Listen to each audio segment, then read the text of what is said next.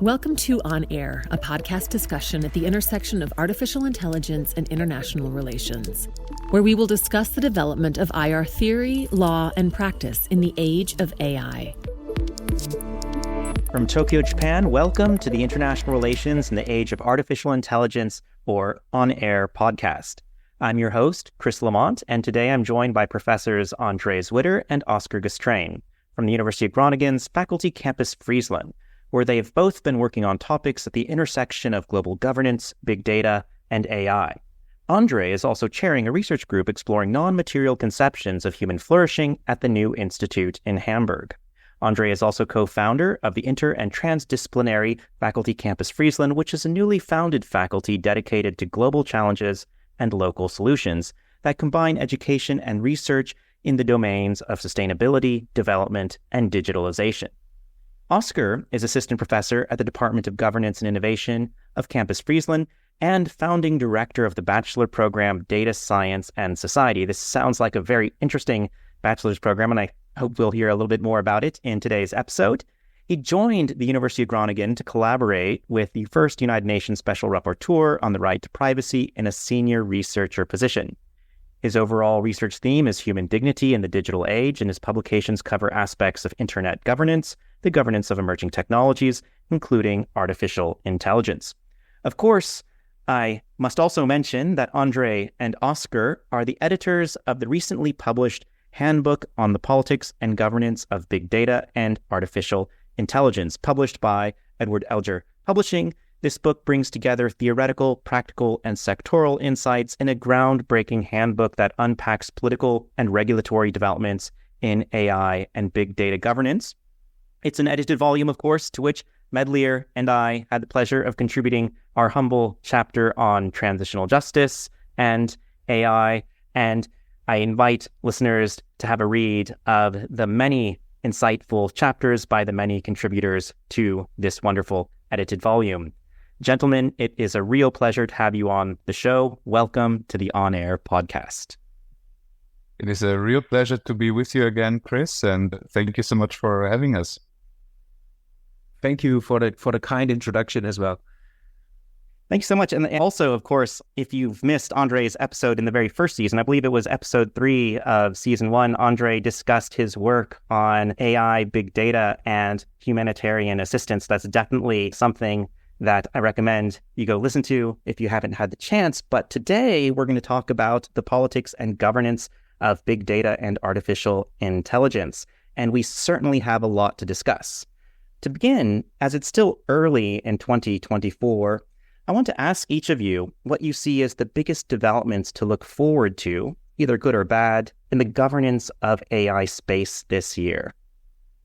For me, it's going to be everything that has to do with the implementation, or let's say the finalization of the legal text of the European Union AI Act, which, as you might have heard, is going to be a landmark AI regulation, since it's a very comprehensive piece of a framework that is also created by a society which is claiming to be very heavily emphasizing democracy, rule of law, and human rights.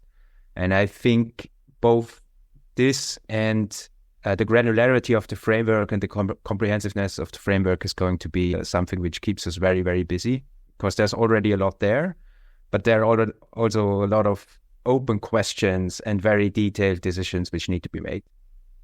Wonderful. We'll certainly come back to this topic of the EU AI Act. Andrej. Right, and the EU AI Act was, of course, very much complicated by the emergence of generative AI, which is definitely something that will keep us busy. And as academics, we experience that firsthand when we get generated papers. Right. So those things will make life much more complicated, simply because you will find that there is an increasing problem-solving capability that will be deployed across the board, whether that is in warfare or in other fields. And that capability at the same time outsources individual agency to AI. And I think that is a theoretical problem that we will remain to be worried about. Besides that, I think the other aspect that becomes increasingly clear is that with the datafication of human data and environmental data in which we live, we also increasing the control over both the environment and the individuals. And we are slipping into what I would term cybernetic governance of society. And that is really something that I'm particularly concerned with and concerned about.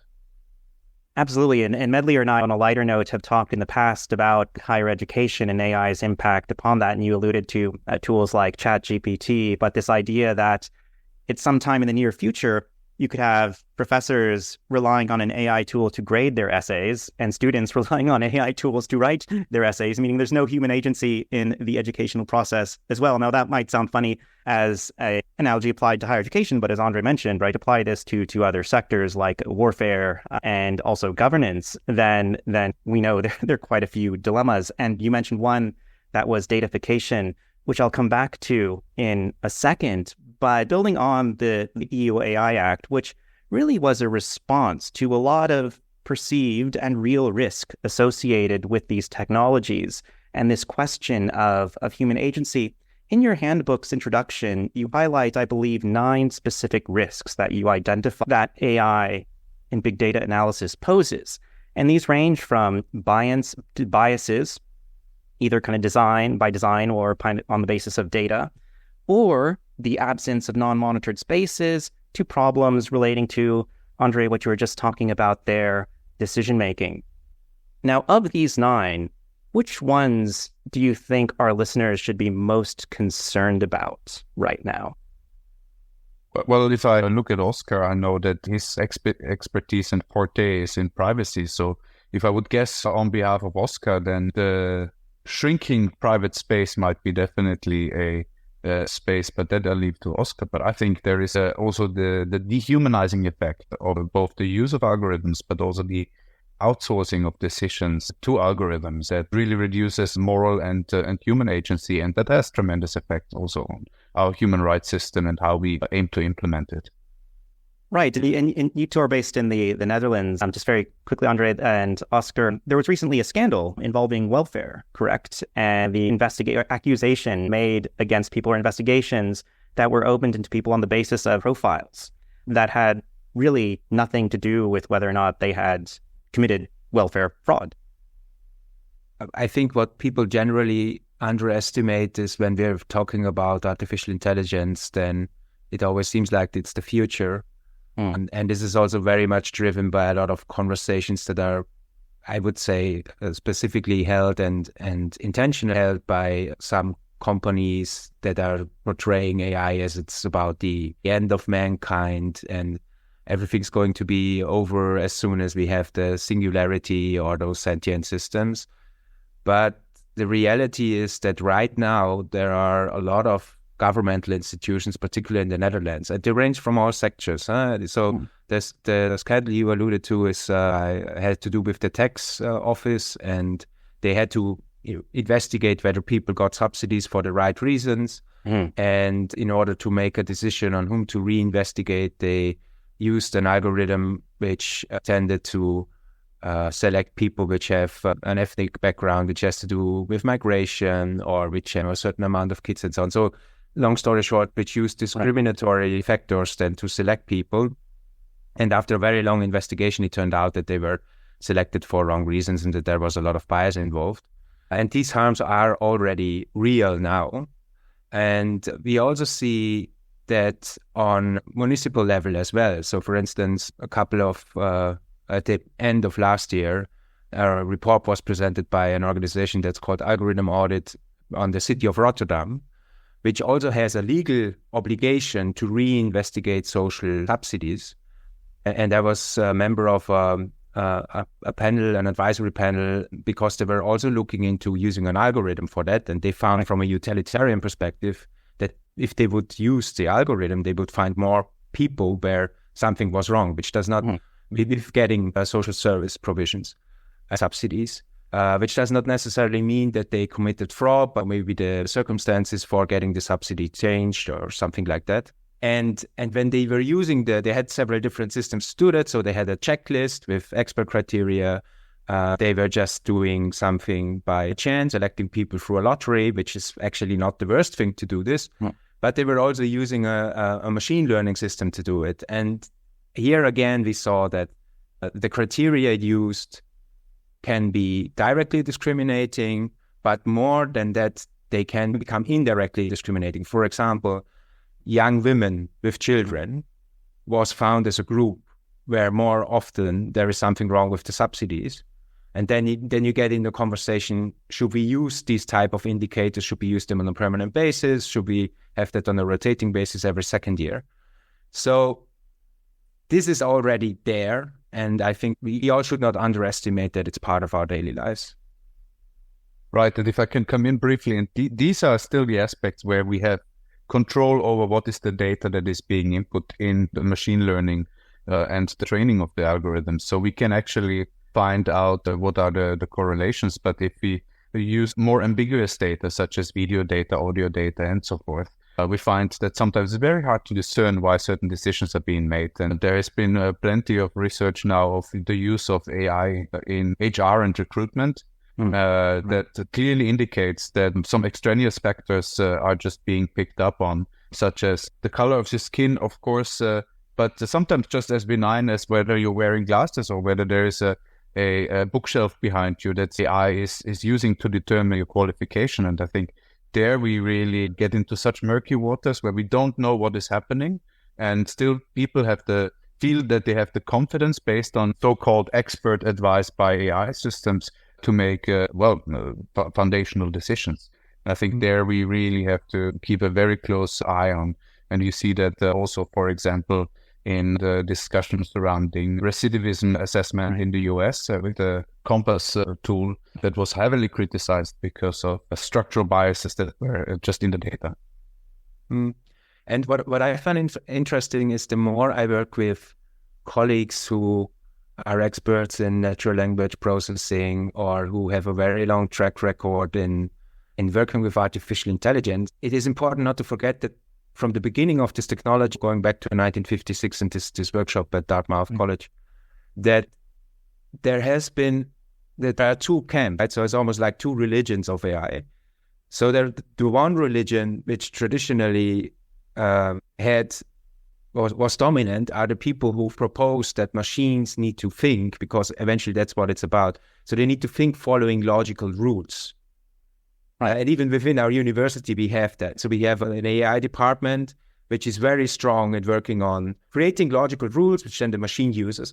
And this is in the 1970s and the 1980s, this vision broke apart because there were the so-called expert systems, which were like very complicated sets of rules. But then eventually it turned out they were very inflexible and very useless. And then later on, the second type of religion, which is the data-driven, when big data came about and when the internet came about and when all of the sensors were everywhere, and they developed those systems where they had like lots of inputs, and they could, and essentially when you look at it from a utilitarian perspective, that works really well. So they will say to you, well, we have this system which gets a lot of data from different types of sources, and then we do our magic number crunching through deep neural networks, and in principle we know how it works, but we don't really know what happens inside the machine. And then eventually we get an outcome, and 9.5 out of 10 cases, it's the right thing to do.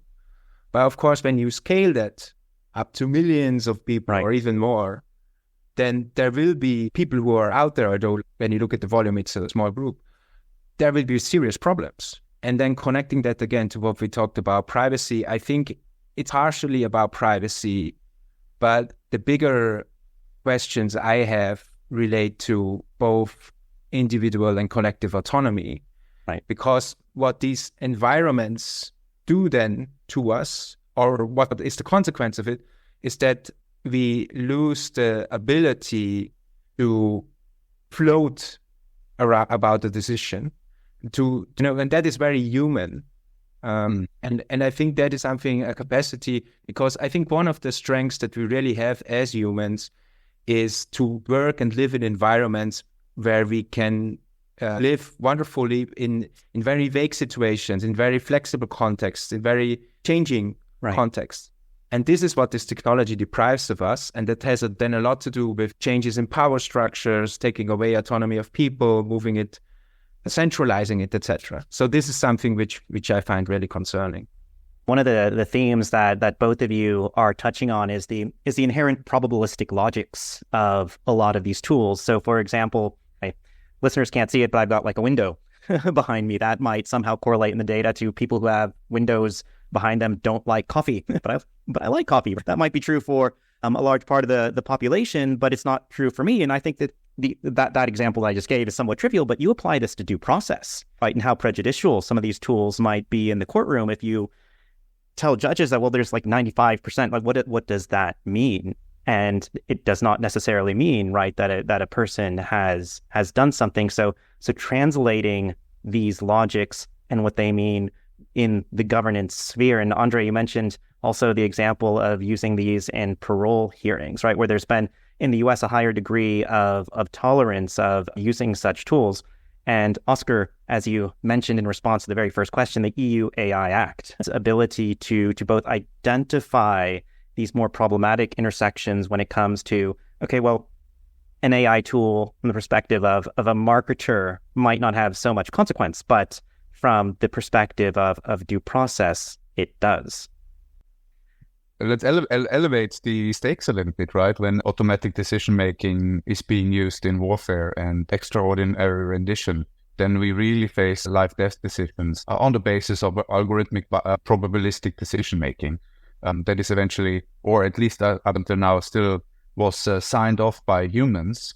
So there is a moral agency involved, but we are moving towards a more automated form of military engagement where we really not only outsource the strategy, but we start outsourcing the moral decision-making and essentially automatize decisions over life and death. And we've written a paper together with colleagues just 2 years ago on what we call death algorithms, but we applied it this critique to triage decisions in hospitals, where data was, or where there was a proposition specifically in Europe to use data to make triage decisions more efficient and more data-driven. And there we have very huge concerns, because then we have, in fact, triage, maybe for those that don't know it, is a decision of doctors to decide who are the patients that are still worth treating and who are the patients that are not worth treating anymore. And so these decisions really then touch at the cornerstones of what human dignity really is. Absolutely. And Oskar, I think you were about to chime in there as well. I think one thing or one aspect I see and I find fascinating is that there seems to be also, again, two different groups. So there would then be one group which would say, so I'd rather go with the decision of the well-trained doctor, with the expert judge where we know how the system is supposed to work. But I think it's also very dependent on the type of country that you live in. So for instance, a couple of years ago, I did a fellowship in South America in Rio at the Institute for Technology and Society there. And we're having a lot of discussion about automating these types of processes, because there the assumption is that public institutions either don't work efficiently or don't work well for the people. And in this scenario, technology and these types of technologies present themselves as a new opportunity to have that discussion and to make things more transparent. And I think this is something which is really, really dependent on the question on how much you trust into institutions and governments in the first place, and whether you trust more into technology than in people. Right. And so you see that also specifically in Latin America, there's a proclivity towards what one could term algocracy, the governance through algorithms. And it is by no means something entirely new. There seems to be a renewed interest right now, as just so recently that Venezuela is looking into the possibility of restarting research on that subject. But when you look back under the presidency of Allende in Chile, Stafford Beer, a famous institutional cyberneticist, was invited to design a cybernetic governance structure for the whole country that was termed CyberSyn, and with a Y, not with an I. And CyberSyn was indeed a idea to bring together all the data on demographics, but specifically also factory production, and feed that into a central system that would allow to modify and adjust where resources need to be allocated, etc., to make things more efficient and less dependent on human decision making. And well, with the fall of Allende, the project also ended, but by no means the ideology behind it ended. And the big worry, and Oskar has already alluded to it, the big worry here is really the aspect of centralization of decision makings, that despite the fact that it might be perfectly decentralized in the way that data is being accrued and how different feedback systems are feeding into the decision making, eventually there needs to be one central command and control center. And a beautiful example has been written in the last chapter of Isaac Asimov's iRobot, where he describes 5 global computer systems that are interacting with each other and that make decisions for these 5 regions. And at some point, something goes wrong. It's a beautiful chapter, but I think it's also very much forward-looking into the dystopian future that we're heading. Right. This is absolutely right in a sense that, one, we have different normative frameworks for understanding the both potential and risks of these technologies. Earlier on in this interview, I think also in the book, you alluded to that more specifically with talking about how in some societies you have almost Hollywood created fear. And Oskar, you had mentioned that sometimes these debates are skewed by a focus on the imaginary, right? Scary robot, whereas for many parts of the world, and also you hear this in Southeast Asia, AI is a developmental tool. It's a tool from which you can scale up your business. It's a tool that you can acquire wealth through. And so therefore, there's very different interest in this. But then, Andrej, you get back to this really interesting observation about how we are being pushed into sameness, whether you see it in music or through other manifestations of popular culture, that everything is looking more like everything else. And is that really because we all really like short format of, I don't know, almost like YouTube-esque video? Or is that because, as Andrej, you're suggesting, these algorithms are reinforcing themselves? And so we're being pushed into a particular direction. So just to indeed confirm what you say, with any statistics, be it fancy statistics, as some people would refer to with regards to AI, or just our traditional statistics, normal distribution and the bell curve are defining factors of what is considered normal and where should we be moving into. And if everything is being pushed into this margin of the bell curve and the outliers, the long tail, so to speak, are marginalized, there we find really a curbing down on human freedom. Absolutely. And one thing that I wanted to get back to, I'm cognizant of time, is that both of you had mentioned datafication.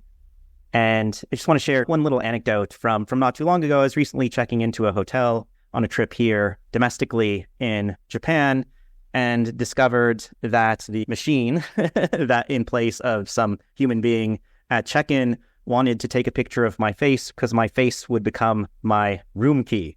And so if you can opt out of that, and I say luckily some people choose not to, it's up to the individual person, I guess, but you can have your face open the door. And this is just creating a huge amount of data, first of all. Second of all, there's a lot of biometric data now being collected. Are we really asking enough questions about, as you just mentioned, this vanishing space that is not subject to datafication? It seems like everything we do from the moment we wake up and put on the coffee to the moment we turn on Netflix later on in the evening, it's all being datafied. It's all being recorded. It's all being logged. It's all being turned into something. Does that concern the two of you? That might be a loaded question. Oh, not at all. This is not a problem whatsoever. No, of course, this is highly worrying, but I think Oskar is better suited to comment on that. Yes, Oskar, you've done research on, particularly, I believe you wrote your PhD, right, on the right to privacy. Well, more specifically on the right to be forgotten. Right to be forgotten. Which is part of the general data protection regulation. But it's true, I work on it for quite a long time. I think what you're mentioning here is should we think more about it? Yes, Right. The problem is it requires a lot of literacy. It requires a lot of technical understanding. It requires a lot of wealth. It requires a lot of also transparency, which is often not there. And I would not go into a direction where I would say immediately this is wrong or you shouldn't do this. But the problem is data flows, or where is this data flowing to? Who owns this hotel? Is it part of a bigger chain? What is it being reused for? Is it being reused? Is there also some emotional recognition coming along with this, knowing that you crave, I don't know, 5 snacks in the next half an hour? Right. All of a sudden, the robot just stands magically in front of your door and knocks on it. So, and maybe you think that's great. Maybe that's very convenient. Right. But you could also implement something like this where everything is like locally stored in the hotel, and after you checked out or after the guest checked out, 2 weeks later, all of the scans are being deleted and nobody will see them anymore. And we use a lot of these technologies increasingly. So for instance, if you use a lot of smartphones have biometric identification, and by and large, if it's implemented well, I would say it actually increases cybersecurity, which is not a bad thing. But the problem is really, this is just you're going there and you're essentially giving consent based on an intuition. Right. And that's the problem. So you don't know exactly what's going on. Maybe you could get some information, but then you need to read a 200-page manual on how everything works. Then there are ideas to take that maybe further and say, yeah, let's do something like pictograms or maybe even something like a Nutri-Score for how data intensive is this application. But point being, as a society, we really haven't found out the way to deal with this. And that's the big problem. And that's going to remain a big problem. Right. There was a study a few years back from the UK, and there was a group of researchers accumulating all the terms of use that we are signing up to. And terms of use are indeed the legally binding contract. It's a contract between the customer and the company. And they essentially came to the conclusion that if you apply a normal working hour week, say 40 hours a week, then all the terms of use that you're signing up to a year, or the updated ones that are coming across your email inbox a year, would amount to approximately a 60-hour work week, provided that you actually understand what you're reading, right? So there is the first problem, because there is a lot happening already in those terms of use. As we know, there is no real concept of data ownership. And what of that is, data ownership is not a legal concept in and of itself, but it is administrated through terms of use. With other words, signing up with these terms of use, we immediately also sign away rights over specific aspects of the data. And once the data is sold, it's very hard to track where it has gone. And with all due respect to this beautiful idea of the right to be forgotten, if you don't know who remembers you, it's very hard to tell them to forget you. The other aspect that, such an example as you just mentioned with the room key, your face as a biometric room key brings with it, is a topic that we've raised in the past together with Oskar on self-sovereign digital identity. Right. So what are the mechanisms, and I think that is really crucial, what are the mechanisms in order to control those aspects of data that make your identity, including biometrics in this case, that build up your identity? And what effective mechanisms do you have to govern those identity-related data points about you? And I think if there is no clear governance mechanism for you to engage with, then convenience becomes a big data trap. Right, because on the one hand, there are people who argue that there's a high degree of tolerance for this datafication. You see it on social media, you see it with the information that people seem happy to share, but the flip side, as you both mentioned, is, do people really understand what that means, right? Are you really going to read through 200 pages of terms and conditions? Or if you go to the store and you buy a smartphone, are you really going to say, no, I'm not going to accept the terms and conditions that you are then presented with? So lots to unpack there, but keeping an eye on both of your time, I just wanted to ask one last question. I know both of you are doing a lot of really interesting work on the interface between algorithmic logics and humanity, and this came up earlier in the interview. And to use a phrase from the closing of this podcast, how do we negotiate staying human in this data-rich environment? We're making so many decisions, right, already today for us. Oskar, go ahead. I think that is exactly the question which is being negotiated right now with this working on starting to implement the EU AI Act. Because I think a lot of how it's framed many times is it about stifling innovation, undermining the potential for businesses to do things, and then just where the risk really get too strong, then maybe coming in. But I think that's the wrong question to ask, really, because it's not about looking at just the risk and then trying to regulate that in a way.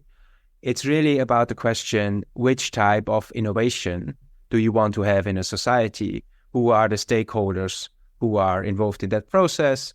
How can we negotiate that? And I personally believe I'd like to work a lot on what's traditionally called impact assessments. So impact assessments come originally from the 1960s. They have to do with environmental concerns. So let's say you're building a large airport, and then you're starting to question, okay, so what does this do to the animals living there and the whole water system, etc. And in the 1990s, they came over to the data space. They're already mandatory now in the General Data Protection Regulation in some areas. But with AI, it gets really exciting because it's not only the legal concerns or the privacy concerns. There are also a couple of ethical questions. There's a couple of questions relating to systemic risks. And this space is quite rich and really interesting to see how different methodologies emerge. Wonderful. And Andrej, a final word. Why or how can we stay human? Just maybe back to our handbook on politics, governance of big data and AI. In a forward to the book written by Paul Nemitz, who is a principal advisor of the European Commission, he writes, AI could not have written this book. And in an age of generative AI and ChatGPT, so you wonder whether this is indeed true. Could it have written passages and maybe even whole chapters? Probably yes, but what I think he is pointing at is one fundamental aspect that would be missing. Why could AI not have written this book? Because AI does not worry about our future. There is no care and no inherent moral agency in AI that is really concerned about our future. And I think in order to stay really human, to keep on worrying of what is going on, to keep on caring of what matters to us, I think is a fundamental principle that keeps us human. So in other words, we can close by saying stay worried and keep caring in the future. Andrej and Oskar, it's been an absolute pleasure to talk to you today. This has been a delightful conversation, and I'm sure that our listeners, and of course I am also looking forward to following the important work that you're two working on coming out of the Faculty Campus Friesland. And just to flag for our listeners one last time, there are wonderful graduate and undergraduate programs offered there that dive deeply into some of the topics that we have discussed in this episode.